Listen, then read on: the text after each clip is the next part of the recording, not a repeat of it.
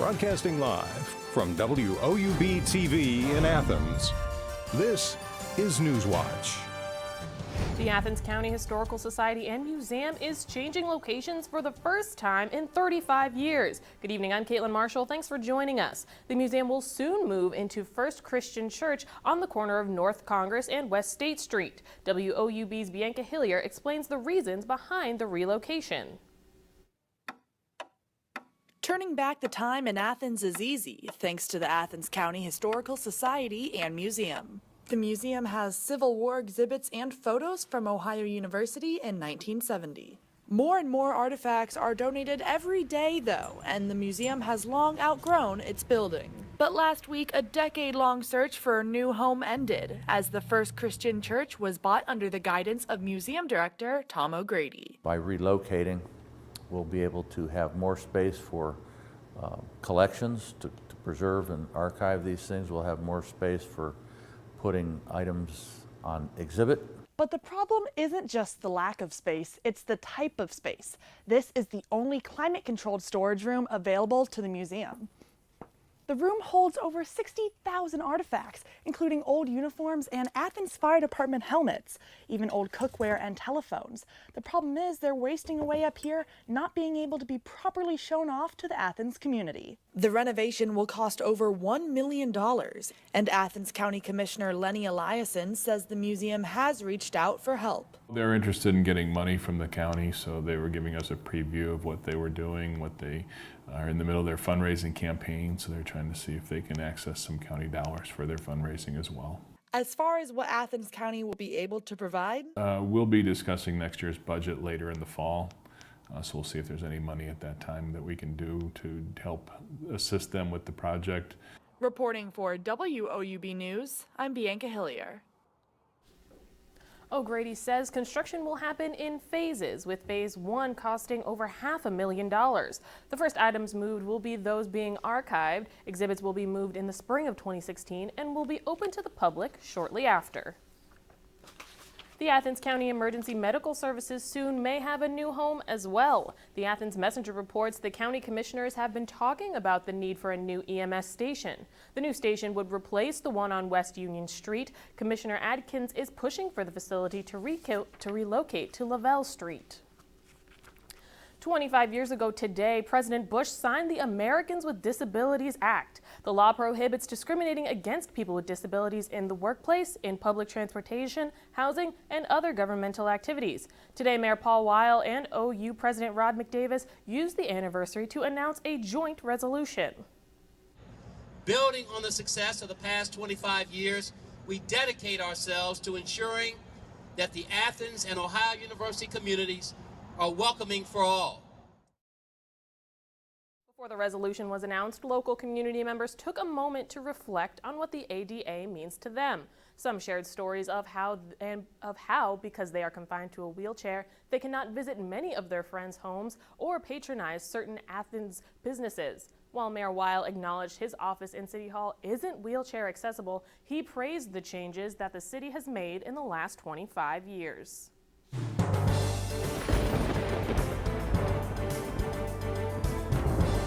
I'm Josh Gregory with your Newswatch weather for today. And today it's looking a lot better. Weather's looking really good, especially when you compare it to last week's weather. We're sitting about 77 degrees right now. It's going to get a little cooler as we go down in the evening. So maybe now's the time, to go out and enjoy some of that fall weather, because it will get a little cooler as the week goes on.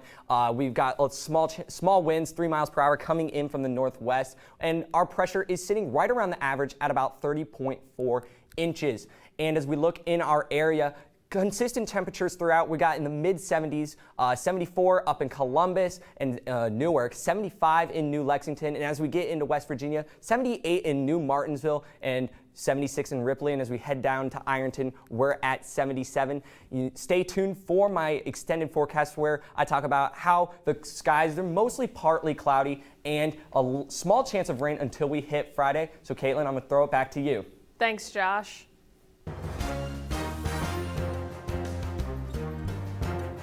Early voting begins today in Ohio. For the first time, the state's elections chief is offering online videos to explain the 3 statewide ballot issues. Early voting sites are open for about 200 hours between now and Election Day on November 3rd. There are 3 major issues on the November ballot. Issue 1 proposes an overhaul of Ohio's congressional map-making process. Issue 2 bans monopolies from Ohio's Constitution. And Issue 3 legalizes marijuana for adults 21 and over for medical or recreational use. An Ohio committee is reviewing bills to restrict Planned Parenthood money and ban abortions after 20 weeks gestation. The proposed ban on abortions cleared the state Senate in June. Today, a House panel held its first hearing on the proposed plan. The proposal comes after an anti-abortion group showed Planned Parenthood officials discussing fetal tissue from abortions. Planned Parenthood says the video was heavily edited to make the organization look bad. Ohioans are feeling a pinch at the pump this week. The auto company AAA says that South Central Ohio gas prices have risen 11 cents. The average gas price in South Central Ohio is $2.40. Athens is sitting slightly higher than that at $2.47. In case you were wondering, Athens is well above the national average gas price of $2.29. Prices all over the nation are down more than $1 from last year. This is largely because of cheaper crude oil and ample gasoline supplies. Patriot Coal will be laying off nearly 2,000 of its West Virginia workers. The coal giant announced the cuts today. More than 1,900 workers in Boone and Kanawha counties will lose their jobs. Patriot issued layoff warning notices to the 2 counties this week. The layoffs are expected to occur between October 22nd and November 5th. Patriot filed for Chapter 11 bankruptcy in May. Those cuts come amid dropping coal and natural gas revenue. West Virginia Governor Earl Ray Tomblin is cutting most state agency spending by 4% or more. State public schools will also see a 1% reduction in funding. In West Virginia, coal production is down 15% from last year, while natural gas sales are up. However, prices of natural gas have dropped. Coming up on Newswatch, reports of a gunman on another college campus causes a morning of panic. Details on the scare in Pennsylvania. And the right to die, another state joining the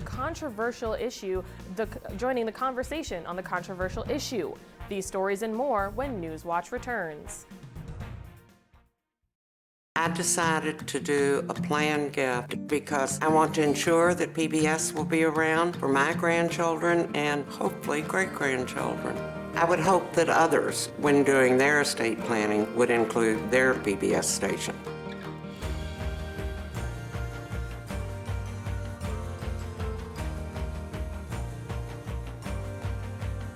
My PBS station is part of my community. That's something I really value. Ohio University students really have a huge sense of pride in our campus, in our school, and in our education. People don't come to Ohio just to go to college. They come here to become a Bobcat. It's a really unique atmosphere. Bobcat pride is having that natural camaraderie. Bobcats are just happy to be Bobcats. My favorite time of year at Ohio has to be homecoming. When the alumni come back, you can see that the love of this university doesn't fade. Once you're a Bobcat, you're always a Bobcat. The student body here at Ohio University absolutely is a family. The students support one another. You become this unit, this big, friendly family unit. There's this connectedness. You feel a part of something. Driving in on the highway and just seeing the red bricks and the trees again, it's just like coming back home. There's great students, great professors. You just walk around campus and think, oh my gosh, I can't believe I go here. I feel like I matter in the community, and I feel like I matter here at Ohio University. It's home. Athens is home. My professors really care. They care about my grades, they care about my opportunities, they care about my experiences, they want me to succeed. They give those opportunities to the students. My professors have been extremely approachable. Literally, their door is always open. You can go to them with pretty much anything. Everyone knows your first and your last name and where you sit in the classroom. I really never feel like I'm being talked down to or just being taught material. I always feel like I'm having a conversation. And they want to share those opportunities and those experiences with us.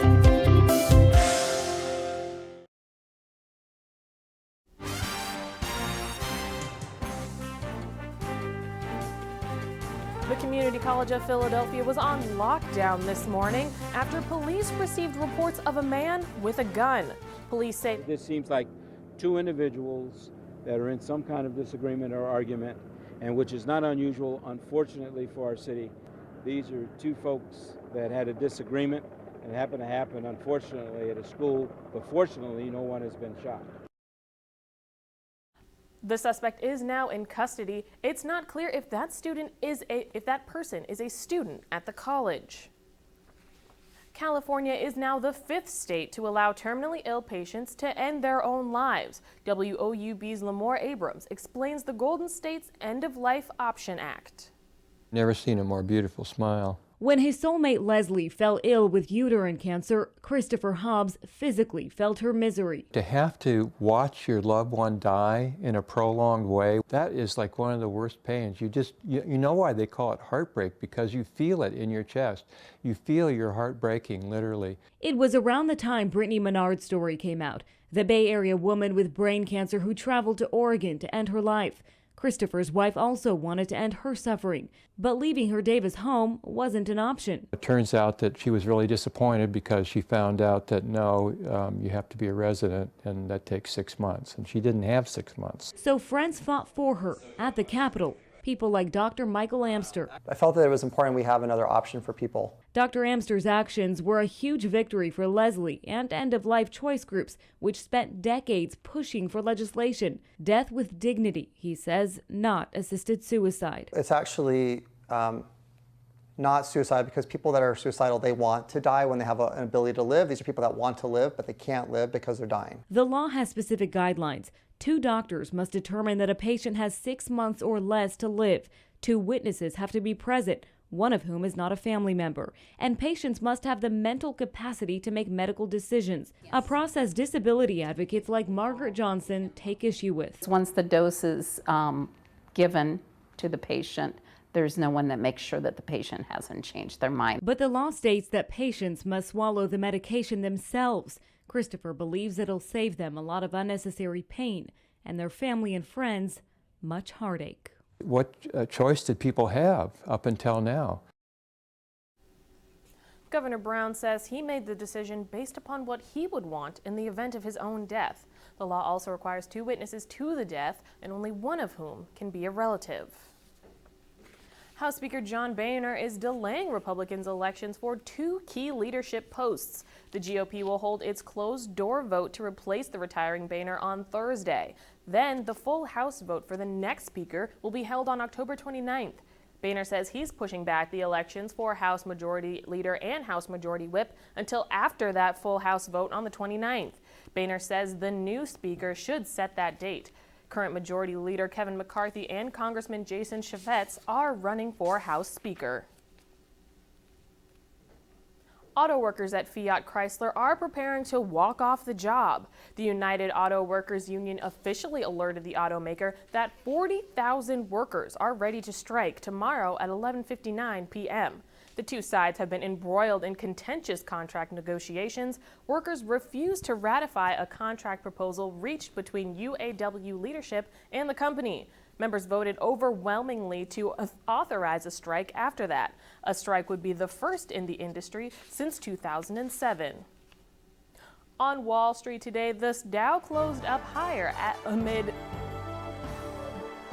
Here's a look at stocks of local interest.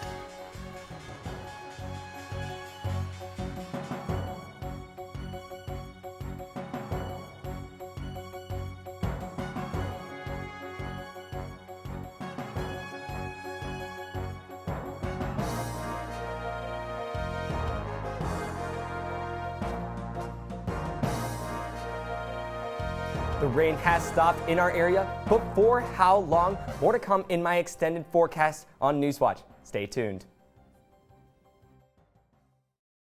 I support one student in college with a scholarship. Just the way I want to pass on a legacy of education. I would like to pass PBS on to the next generation.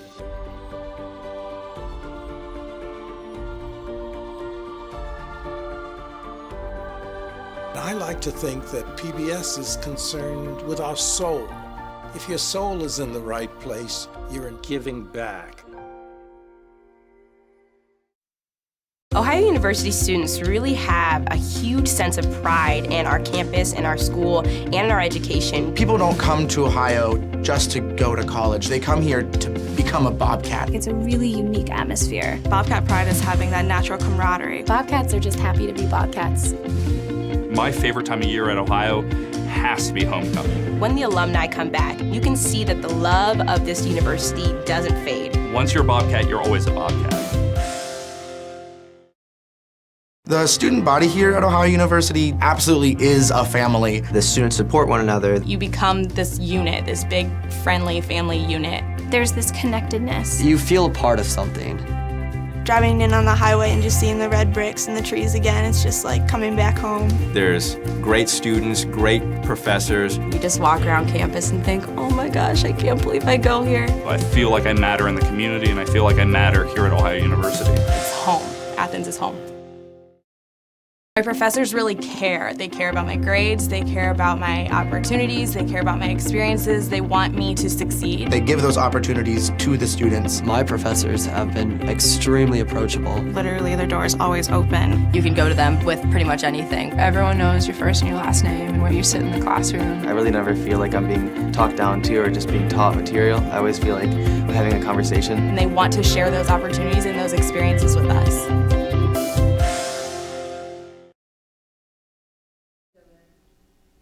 South Carolina is heading into a fourth day of flooding, and there's no sign of the water letting up. At least 13 people have died so far, 11 in South Carolina and 2 in North Carolina. Officials estimate the cost of the damage will top $1 billion. Jan Pomerenze has the latest from Columbia, South Carolina. This is not over. Just because the rain stops does not mean that we are out of the woods. South Carolina continues to grapple with the consequences of extreme weather plaguing the region. Hundreds of roadways and bridges remain closed, and 18 dams are being monitored throughout the state. 9 have breached or failed since Saturday, forcing people to evacuate their homes. Everything was underwater. The water level rose above the top of the dining room table. Residents who have been able to return are finding furniture and personal items scattered outside. Some apartments have even been looted. Their stuff is gone. It's just overwhelming. At the end of the day, at least we are all still here and nobody, lost their life or anything like that. A local cemetery flooded, separating headstones from the ground and unearthing caskets. And the problems are far from over. We got a long way to go, but we'll get there. We got to do it together, but we still have a long way to go. While the rains have stopped, the work to rebuild has only started. Classes at the University of South Carolina have been canceled for the remainder of this week.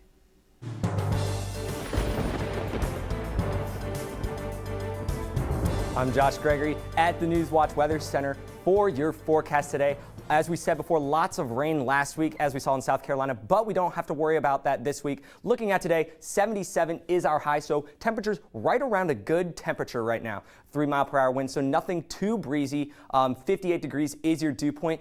53% is the humidity, so a little lower than usual, and our pressure is right around normal. Looking into our area, 74 degrees in Columbus, 75 in New Lexington. As we get down south, 76 in our area and 76 in Ripley. And as we dip down into Ironton, 77 degrees over there. As we get overnight, temperatures are getting a lot cooler, minus about 20 degrees, but still remaining consistent. We've got 55 up in New Lexington, 55 in Marietta, 55 in New Martinsville, and 53 in Ripley. And again, as we dip down into Ironton, 55 degrees there. And then temperatures for tomorrow about around the same as they are today, but consistent still. 76 degrees, is our temperature in Athens, 75 up in New Lex, 76 in Newark. And as we dip down to Ironton, 79 degrees over there. Now looking at our almanac, you'll see we are a little bit above average, 9 degrees above average, 79, so a little warmer than usual, 53 degrees, and that is our low today. It's still a little above average, but a lot warmer than the record low, 28 degrees. I can't imagine freezing temperatures in October right now. That's ridiculous. And keep in mind, our days are getting shorter. 7:04 is the sunset today. Now, looking at our national map, you'll see not a whole lot going on right now. You see this stuff in the west. Keep an eye on it because it will be coming our way. These high pressure systems will push it in throughout the week, and then we will see it come into our area around Friday, and that's where we'll see those thunderstorms appear. So plan your days or your week accordingly. 53 degrees is our low today, mostly clear skies, and for once, not a whole lot of rain, and not a whole lot of wind either. 3 miles per hour is the wind speed tonight. So plan your day tomorrow accordingly. 55 degrees is your temperature at 8 a.m. A little chilly. You may want to have that jacket or that coat when you go to work. Make sure those kids have the coat on as they wait for the bus. 72 degrees is our temperature at noon, so you may want to lose that jacket. And again, 75 degrees on your way home from work. It'll still be a little warm. And then looking at our temperature throughout the week, you'll see that 77 degrees is our high. It stays around there for a couple of days, and then our low stays around 50, low 50s. We get up into the higher 50s, and then we hit Friday. That's where the weather dramatically changes. We have thunderstorms approaching our way, 90% chance, 69 degrees, and then from there it gets a little cooler. Saturday we get 63 degrees, partly cloudy skies. Sunday, 65 degrees, and on Monday it's going to be back to 75 degrees. Clear skies, another start to a beautiful week. So Caitlin, I'm gonna throw it back to you. Hello everyone, I'm Sean Neidig. Coming up next on Newswatch Sports, one Ohio University athlete has been honored for their performance this past week. And one man's connection to a local high school's football team goes well beyond the field. That story and more next on Newswatch. And stay tuned to WOUB. Here's a look at what's coming up tonight on your public television station.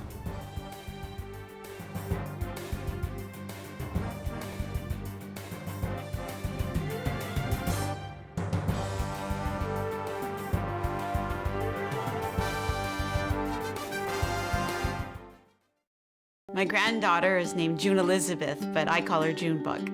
My hope is to teach her about kindness and about the love of animals and nature. I want Junebug to have the same opportunities I had by watching PBS. My husband and I feel so strongly about our PBS station that we've included them in our estate plan. PBS is part of our values, and we want to pass it on to the next generation. Ohio University students really have a huge sense of pride in our campus, in our school, and in our education. People don't come to Ohio just to go to college. They come here to become a Bobcat. It's a really unique atmosphere. Bobcat pride is having that natural camaraderie. Bobcats are just happy to be Bobcats.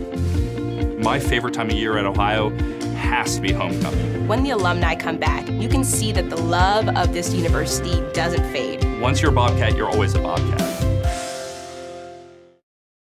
The student body here at Ohio University absolutely is a family. The students support one another. You become this unit, this big, friendly family unit. There's this connectedness. You feel a part of something.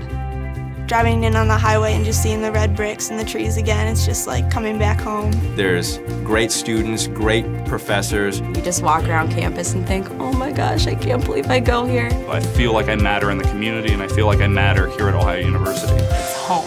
Athens is home.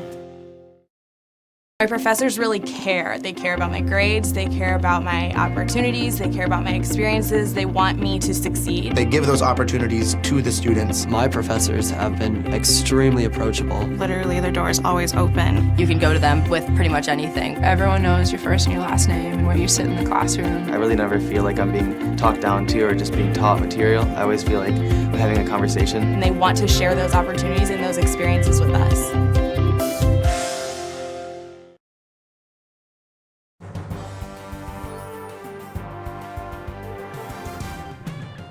Welcome back to Newswatch. I'm Sean Neidig. There are certain things about fall Friday nights in our area that make football much more than just a game. It could be the fans, the players, or the coaches. But one man in Waterford's press box has been a special part of Waterford Wildcat football since the very beginning. Joseph Payton has the story. Fall Fridays in Waterford, Ohio are much like that of any small town. These nights are about a community coming together to cheer on their hometown team. For this community, it's the Waterford Wildcats, and for as long as there has been Wildcat football, there also has been Orrin Adams. Adams has been the stat keeper and announcer for the Wildcats since the program's inception in 1973. A longtime English teacher at the school, the 79-year-old has earned lots of respect from his community over the last 42 years. Along with all the other activities he does, he's big in the church here in town, and a lot of people just love him. He's a great man. In 2013, the community thanked him by naming the press box in his honor. It was stunning. I didn't expect it, and probably not worthy of it, but it's there. He also was presented with 2 plaques, one which hangs inside the press box and one which he keeps in his living room at home. It's hard to say, what it would be like with somebody else doing it, because he's always done it. His voice, which can be heard throughout the town on Friday nights, is an example of what makes small-town football so special. The boys are always, very nice, and it's just enjoyable. I enjoy doing it. Waterford football has had hundreds of players and dozens of coaches over the years, but there has been one constant in the press box, pulling for his Wildcats.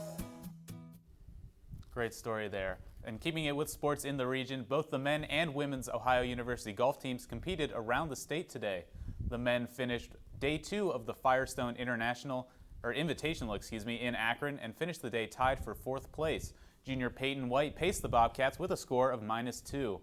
The women's team competed in Toledo today as well. The team finished in 2nd place overall, and Haley Hrenowich finished 4th overall individually with a score of -7. And this afternoon, the Mid-American Conference announced that Ohio cross-country runner Ellen Page won the MAC Women's Runner of the Week. Sorry about that. Last Friday, Isaac won the women's 6K at the All-Ohio Cross Country Championship with a time of 21 minutes and 7 seconds, a meet record. And last night, the Seattle Seahawks defeated the Detroit Lions 13-10 on the West Coast. Seahawks safety Cam Chancellor punched the ball out of Detroit wide receiver Calvin Johnson's hands at the 1-yard line with under 2 minutes to go, sealing the win for the Hawks. There was some controversy at the end of the game regarding a ball being batted out of the back of the end zone, and the NFL said that a flag should have been thrown on the play, and Detroit should have had the ball with first to go at the Seahawks goal line. The loss dropped the Lions to 0-4, and Seattle improved to 2-2. And playoff baseball is finally here. Tonight's game between the New York Yankees and the Houston Astros in the American League Wild Card game begins postseason play at 8 tonight in the Bronx on ESPN. The Yankees are sending Masahiro Tanaka to the hill against Dallas Keuchel of Houston. Both of these teams back into the playoffs, with the Bronx Bombers having lost 6 of their last 7, and the Astros only going 6-5 in their last 11 games. The National League wildcard game between the Pittsburgh Pirates and Chicago Cubs is tomorrow night at 8 on TBS. Now, I don't know about you, but I'm definitely looking forward to that game tonight. And that's it for sports. I'm Sean Neidig. Back to you, Caitlin. All right, thanks, Sean. And a farmer in Oregon has grown a monster of a pumpkin. Check this out. This bad boy weighs almost 2,000 pounds. That's not only the largest pumpkin ever grown in Oregon, but it's also the 4th largest one in the world. Its grower says it takes a whole lot of work to cultivate something like that. The giant pumpkin will be on display at a harvest festival in Gervais, Oregon for the next several weeks. Back again in the Weather Center we are, and your last look at the weather for tonight. And for tonight, actually, 53 degrees is your temperature. It's going to be a little chilly, so if you're going to be out and about tonight, be sure to have that jacket. On the plus side, we don't have rain tonight, and extending into tomorrow, it's going to be, partly cloudy skies, so we'll see that sun quite often. 76 degrees is your high, and again, no rain, so a big difference from last week. And as I said, your weather for this week, 77 degrees today, and it's going to stay around that for Wednesday and Thursday. It gets a little cooler on Wednesday, but Thursday it will get, into the 58 degrees, so a little warmer on the low. And then Friday is where it all changes, 69 degrees, and then 90% chance of those thunderstorms, and it's just going to get a little cooler in the weekend. So Caitlin, back to you. Thanks, Josh, and that does it for our broadcast this evening. Thanks for watching. I'm Caitlin Marshall. Stay tuned for the PBS NewsHour coming up next. And remember, you can find the latest news anytime online at WOUB.org. Have a great night.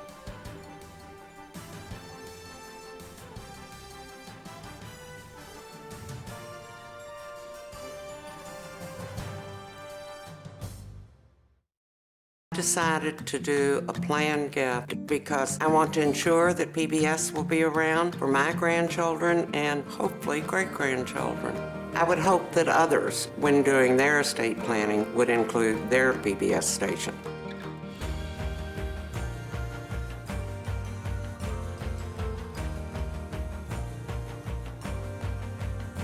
My PBS station is part of my community. That's something I really value.